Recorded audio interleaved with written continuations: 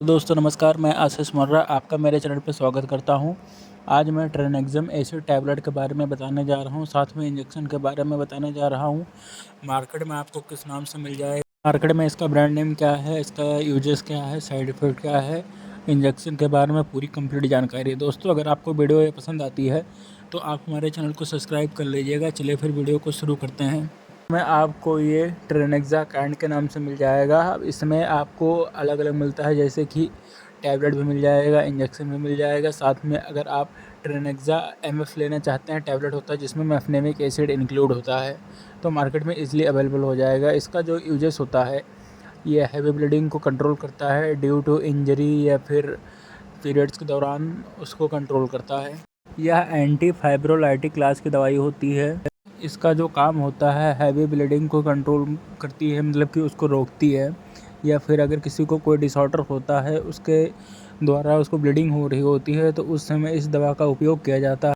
Anti fibrinolytics means promote blood clotting by slow down process of फाइब्रोनोलाइसिस।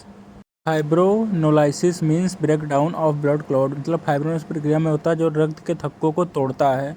Mechanism of action, दवा का क्या क्रिया है। Tranexamic acid inhibits the action of plasminogen.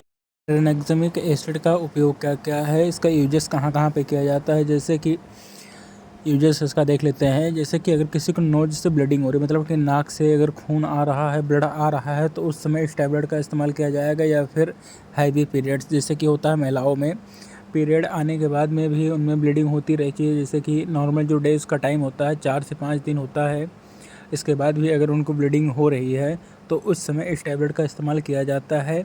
या फिर डिलीवरी के बाद में अगर उसको ब्लीडिंग हो रही है, जैसे कि किसी किसी को ब्लीडिंग होती रहती है, तो उस समय इस टैबलेट का इस्तेमाल किया जाता है। या फिर इंजेक्शन दिया जाता है। और किसी को अगर सर्जरी हुई होती है, उसके बाद में उसको ब्लीडिंग ज़्यादा हैवी होती है, तो उस समय इसका इस्तेमाल किया जाता है। दवाई की मात्रा, मतलब कि इसका जो डोज़ क्या होता है, इसका जो टैबलेट का डोज़ होता है 500 mg BD दिन में 2 बार दिया जाता है। ये भी आवश्यकता अनुसार, जैसे कि पेशेंट की क्या कंडीशन है उसके हिसाब से उसका डोज़ दिया जाएगा। अगर पेशेंट की कंडीशन थोड़ा ज़्यादा सीरियस है तो उसमें बीडी दिया जाएगा। या फिर इंजेक्शन का भी इस्तेमाल किया जाता है, और इसका इस्तेमाल आईवी में किया जाता है और बोतल में भी किया जा सकता है। साथ में आईवी मतलब इंट्रावेनस में दिया जा सकता है डायरेक्टली।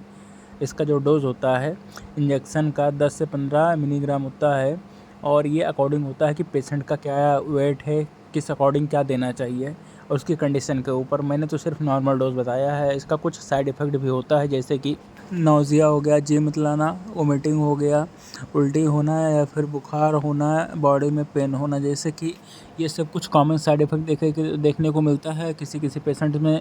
जैसे कि उनके शरीर में दर्द बना रहता है, या फिर ऐंठन सी होती रहती है, बुखार आता रहता है, फिर जाता है, फिर आता है।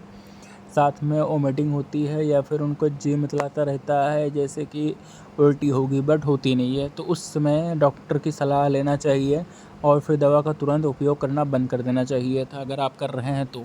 कॉन्ट्रा इंडिकेशन, जैसे कि किन पेशेंट्स में इस दवा का उपयोग नहीं करना चाहिए या फिर किसको नहीं देना चाहिए। जैसे कि अगर किसी को हार्ट अटैक पेशेंट है, मतलब हार्ट अटैक मरीज़ जो होता है उनमें होता है, तो इस दवा का उपयोग नहीं करना चाहिए। या फिर किसी को अगर ड्रग से एलर्जी है तो उस समय उसको ये दवा नहीं देना चाहिए। या फिर किसी को हार्ट वाल्व अगर डिजीज़ है तो उस समय इसका उपयोग नहीं करना चाहिए। साथ में अगर डीप वेन थ्रोम्बोसिस, अगर किसी को डीप वेन थ्रोम्बोसिस है तो उसको इस दवा का उपयोग नहीं करना चाहिए। ये सब कुछ था जो कि अगर आप डॉक्टर हैं या फार्मासिस्ट हैं तो उसको देते समय उसकी पूरी हिस्ट्री होनी चाहिए आपके पास।